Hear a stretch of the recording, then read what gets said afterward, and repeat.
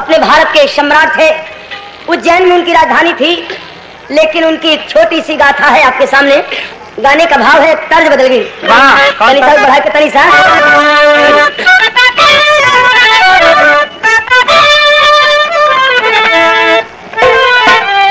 तर्ज वही बात। कभी गोरखपुर रेडियो से आप लोग सुने हमारे गावल कि कटवा से अलगे गुलाब हो जाते हैं।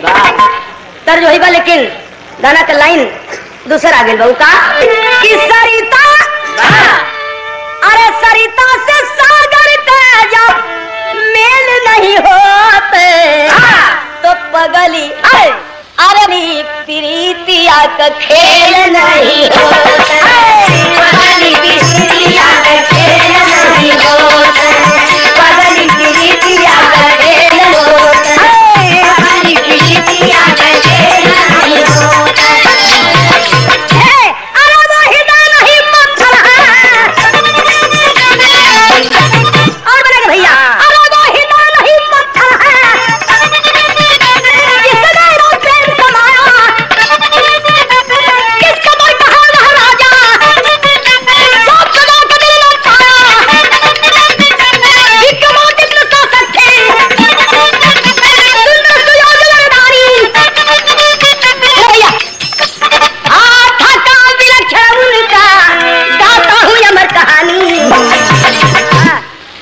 विक्रमादित्य का काम क्या था?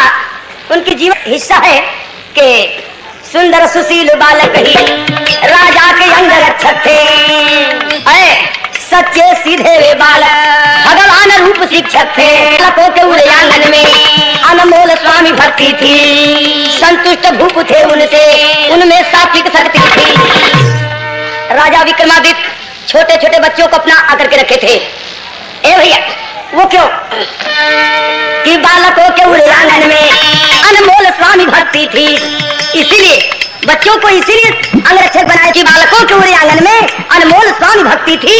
संतुष्ट भूप थे उनसे, उनमें सात्विक शक्ति थी। कहना है कि बालकों में प्रभु का ज्ञान कुलेल होते तब पगली, अरे पगली प्रीतिया का खेल नहीं होता, पगली प्रीतिया का खेल नहीं होता, पगली प्रीतिया का खेल नहीं होता। बालकों में प्रभु का जो कुलेल नहीं होते तो पगली प्रीतिया का खेल नहीं होते। बच्चे वो भली भावना देख करके राजा विक्रमादित्य अपना अंगरक्षक बना करके रखे थे। लेकिन एक रोज की बात, एक रोज क्या हुआ?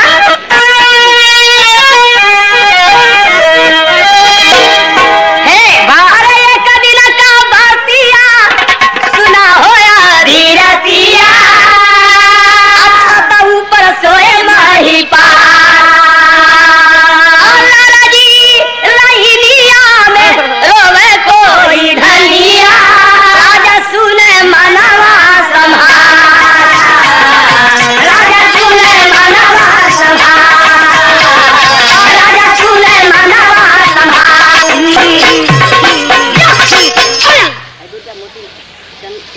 बदल गए। तर्ज वही बाकी, फिल्म रूस गई न सैया हमारा।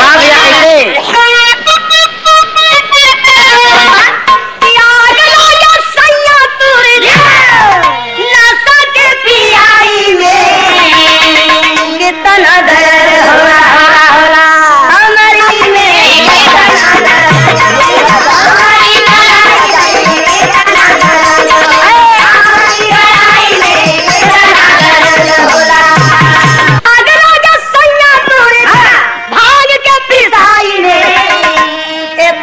दर्द होला कितना हो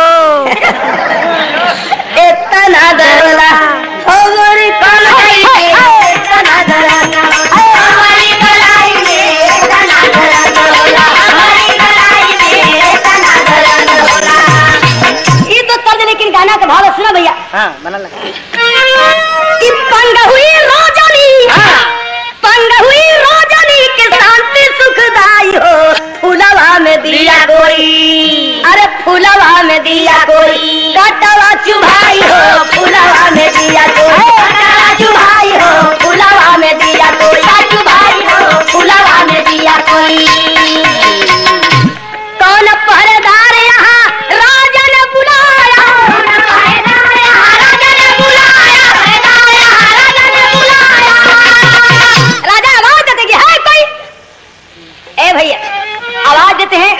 तो एक बालक जो उनका खास हर वक्त सेवा करता था, नाम था किशोर, एक आवाज पे दौड़ के सामने आ गया, बालक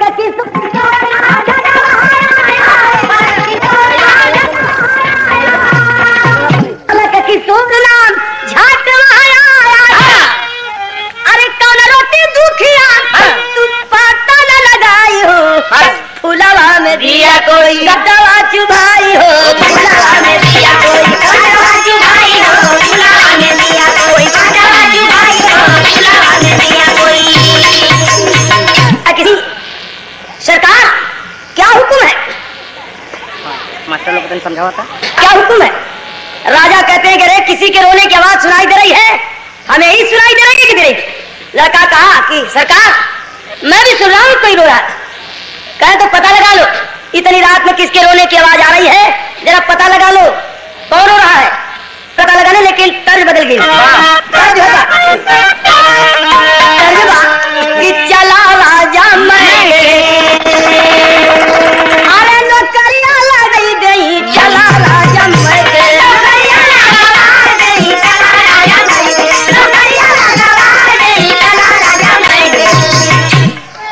लेकिन गाना का भाव कि अरे चला वीर बालक खबरिया लगा ले, चला वीर बालक खबरिया लगा ले, चला वीर बालक खबरिया ले, चला वीर बालक। और निकला महल से हाथ लेके तलवारिया, हाथ लेके तलवारिया, निकला महल लेके तलवारिया।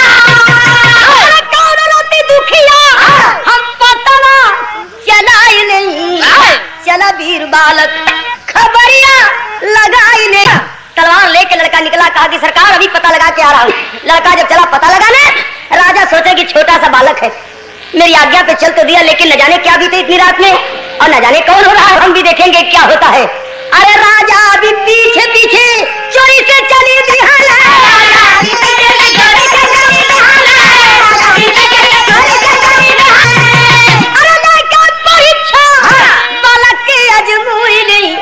चला वीर बालक खबरिया लगाई नहीं, चला वीर बालक खबरिया लगाई नहीं। ऐ भैया लड़का भी आगे आगे और राजा पीछे पीछे चोरी से निकलने के देखे क्या होता है। राजा छिप करके चलते हैं, लड़का को पता नहीं है कि राजा मेरे पीछे है और वो आगे आगे जा रहा है, लेकिन विचार कर रहा है, आवाज को मजे से सोच रहा है, सुन किधर से आवाज आ रही है, विचार कर रहा है, लेकिन तर्ज बदल गई। तर्ज कौन बात है भैया? तनी दर बढ़ा के तर्ज होगा कि झुलनी में गोरी लागा हमार जियो, झुलनी में गोरी लागा हमार, झुलनी में गोरी लागा हमार जिया। ये तो मर्द कहला तो औरत जवाब दे कि झुलनी काल साचा हमारा, तो पूछला कि कवन सोनारा रच रच बनवे देयगिनी काया हमार जिया। वो जवाब देती है कि सोनारा रच रच बनवे देयगिनी काया हमार पिया। वो कहता है कि छित जल पावक गगन मीरा, तब तो मिलाई दिया पाचा हमार जिया। वो कहती है कि पंचरतन से बनी रे झुलनी, कोई पहिराई नाचा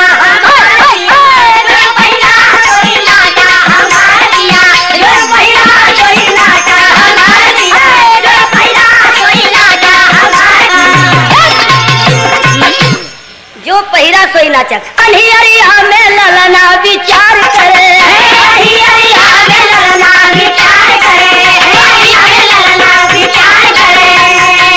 काली के मंदिर से आवाज आती, काली के मंदिर से आवाज आती, काली के मंदिर से आवाज आती है।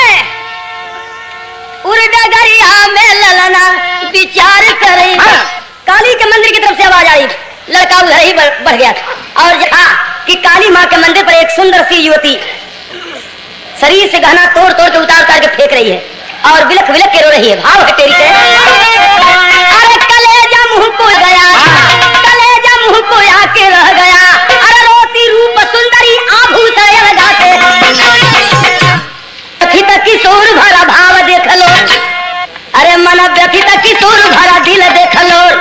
बनी बावरी विभोर फट जाए जियरा।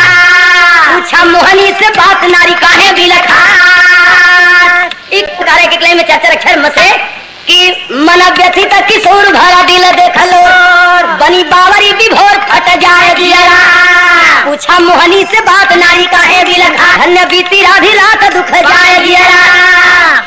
लड़कवा जाके औरतिया से पूछे लगल करे कौन है तू, इतनी रात में क्यों रो रही है, क्या दुख तुम्हें है। तो धन्य बोली फिर बोली तो मैं राजलक्ष्मी प्यारी धारा दिल में नाया नारी डरी जाए जियरा। मैं राजलक्ष्मी हूँ, इस नगर की राजलक्ष्मी हूँ। कहे तो राजलक्ष्मी हो तो तुम्हें कौन सा दुख हुआ, तुम्हें क्या कमी है। तो कहते कि दुख इस बात का है कि ठीक नगर भूपाल टले नहीं प्रात का छठ मरेंगे या काल जरी जाए जिया। बच्चे मैं क्या बताऊं मैं। वो लड़का कहा कि बताना ही होगा, मैं यही देखने के लाया हूँ कि तू क्यों रो रही है और क्या दुख तुम्हें है और तू है कौन। कह अपना परिचय तो मैं दे चुकी हूँ, मैं राजलक्ष्मी हूँ। पति क्या हूँ, इस नगर के राजा विक्रमादित्य। सवेरे सूरज की पहली किरण के साथ प्राण निकल जाएगा उनका, मर जाएंगे। तो ऐसे प्रतापी राजा के मरने के दुख में रो रही हूँ। लड़का पैर पकड़ लिया कि माँ क्या कर रही हो। कहे कि मैं ठीक कर रही हूँ, उस राजा के बिछड़ने के दुख में रो रही हूँ। लेकिन होता है क्या, तर्ज के रिकॉर्ड बन के आ गया हमारे गावल, रिकॉर्ड का नंबर 22-22-812। लेकिन वो कल लक्ष्य का छुड़ा दी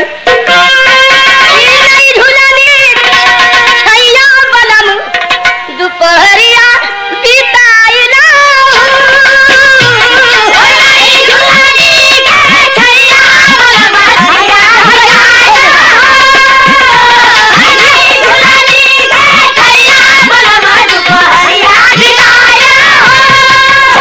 ये तो जनानी आवाज का रूप हो। औरत पूछने की नहीं झुलनी के छैया बलम दोपहरिया बिताला। एक जवाब मर्द दिले, मर्द दूसरा ना हम जवाब दिले रिकॉर्ड में है। लेकिन तो गाना कह अब आनंद आप लोग सुन लक्ष्मी का बयानमा असल रोवेला ललनवा लक्ष्मी का बयाना रोवेला ललनवा लक्ष्मी का बयाना असल रोवेला ललनवा। स्वामी का कबची जिंदगानी अरे माता बताना जतनमा असल धैर्य रो रहा पैर पकड़ के कि माँ आखिर कोई उपाय है, राजा मर ही जाएंगे। कहीं लक्ष्मी कोई बालक कुमारा और काली के दिया गर्दनवा असल बची जाई है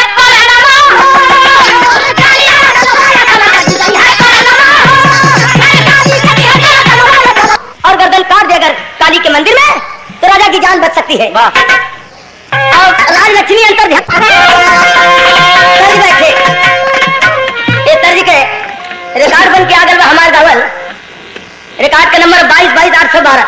लेकिन वो कल लक्ष्य का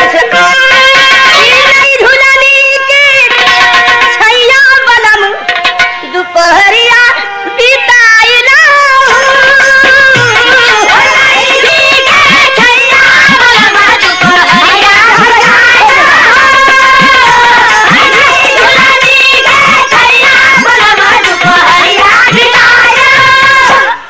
जनानी आवाज के रूप हो।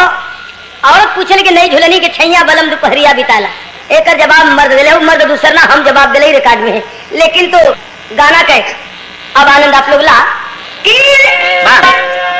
सुन लक्ष्मी का बयानमा असल रोवेला ललनवा लक्ष्मी का बयानमा असल रोवेला ललनवा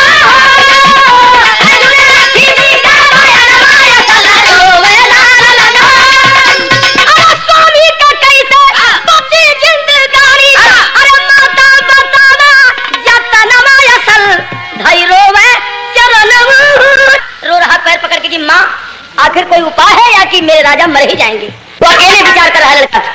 अरे इतना कहत लक्ष्मी जी अंतर ध्यान भईनी अरे रोवाला किशोर दूर बरसे नयना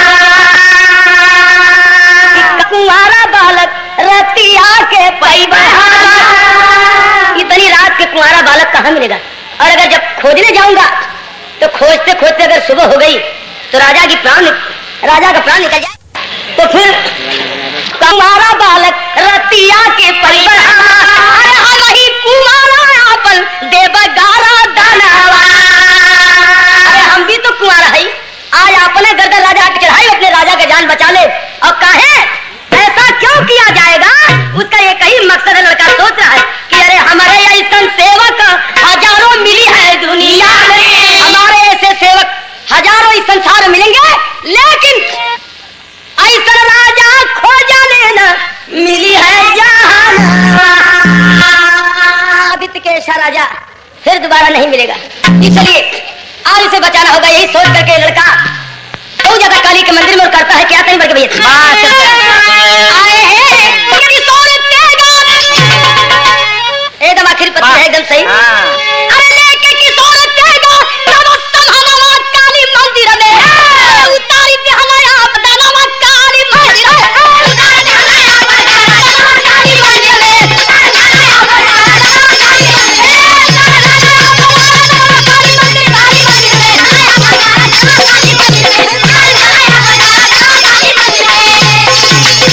अरे स्वामी भक्ति का फर्ज चुकाया वह बालक सज्ञानी हो और छिप के विक्रमादित्य सब ही सबल कहानी हो। अरे देखे किशोर बालक का बलिदान हमारे काली मंदिर में और भला भरिया राजा का नया नवा काली मंदिर में। राजा छिप के सब कुछ अल्लाह का जाके मंदिर में जब तलवार उठा करके कहा कि माँ काली, मैं राजा विक्रमादित्य के जान के बदले अपनी जान चढ़ा रहा हूँ। इतना कहके मारा एक ही बार में गर्दन सेवा में समर्पित हो जाता है। ऐ भैया राजा देख रहे छिप के, कहे कि वाह ऐसा सेवक जो मेरे लिए अपनी जान दे दिया। सोचते हो कि पब्लिक में मत ठहरा, बैठ जा भैया कहीं। राजा सोचे मेरे खातिर, राजा सोचते हैं अरे राजा सोचा मेरे खातिर बालक गला उतारा हो, तो ऐसे बिना दुनिया में जीवन वृथा हमारा हो। अरे हम हुए अपने दे दे बाबा नामा काली मंदिर में और राजा चले जाए के तरफ की काली मंदिर में।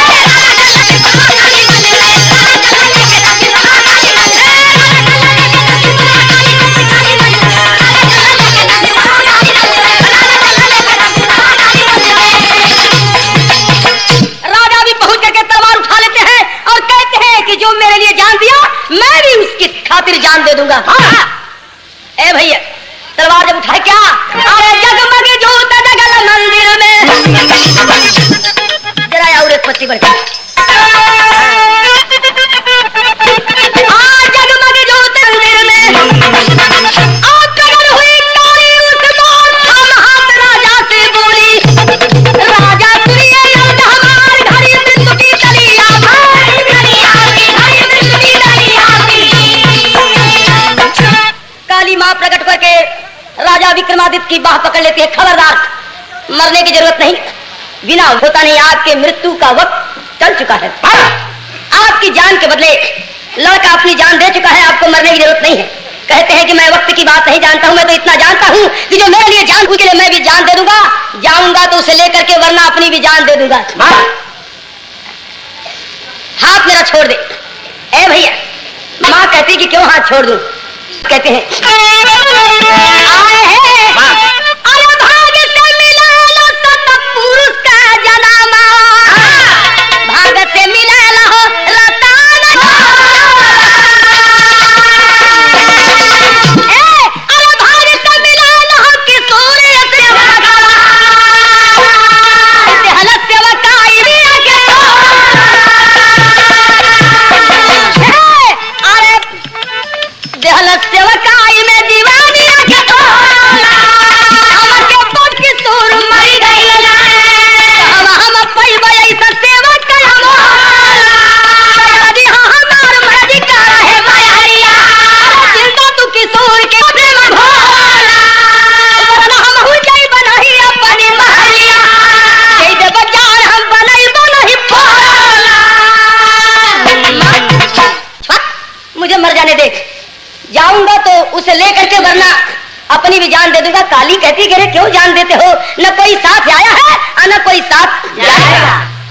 आगे आगे आए हैं, आप पीछे पीछे छिप के चोरी से आए हैं, तो अब की बात आप आगे आगे जाइए, और वो बालक पीछे पीछे जाएगा महल में, चिंता मत कीजिए, उसे मैं जिंदा कर दूंगी। ए भैया आए बोली काली माता राजा जाओ तुम महलिया, पीछे से किशोर जय करो तकिया, अरे खुशी होके राजा सोए जाइया। राजा काली माँ की बात पे जाते हैं, महल में जाकर अपने पलंग पर लेट जाते हैं। अरे हर काली बालक का सिर जोड़ा ली माथा, सोच रही पलंग पे जाकर के मुझे बहाना करके काली माँ यहाँ तो नहीं भेज दी, देखे उसे जिंदा करती है कि नहीं, इतना सोच ही रहे हैं। और तब तो होता है क्या कि जिंदा हो किशोर पहुंचे राजा के साथ, राजा कौन रोकी रही बेटा, तब तो लड़का मुस्कुराते हुए महल में पदार्पण करता है। राजा कहते हैं कि बेटा कुछ पता लगा कौन रो रहा था, इतना कह के अंगड़ाई लेते हैं राजा कि लड़का समझ न पाए कि राजा यहाँ से उठे थे। राजा बहाना बना रहे हैं, लड़के के सामने इस ढंग से पेश आ रहे हैं कि लड़का समझे कि राजा पलंग पर अभी सोए ही उठे नहीं यहाँ से।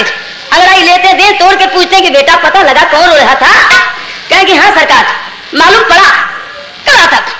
लड़को बहाना कर था, कैसे भाव हला था, अरे झूठा ही किशोर सब तो ताला लगल और बने सुगंध के छिपावल,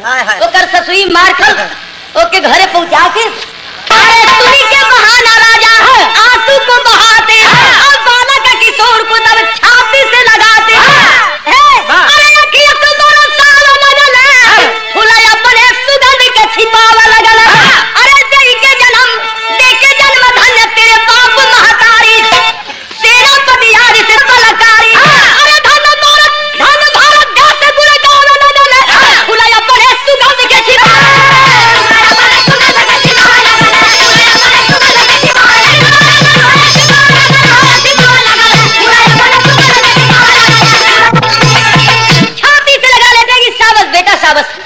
तेरे जैसे लोग के बल पर ही ये पृथ्वी टिक, लेकिन आज से तू मेरा सेनापति गुरु बिहारी गुरु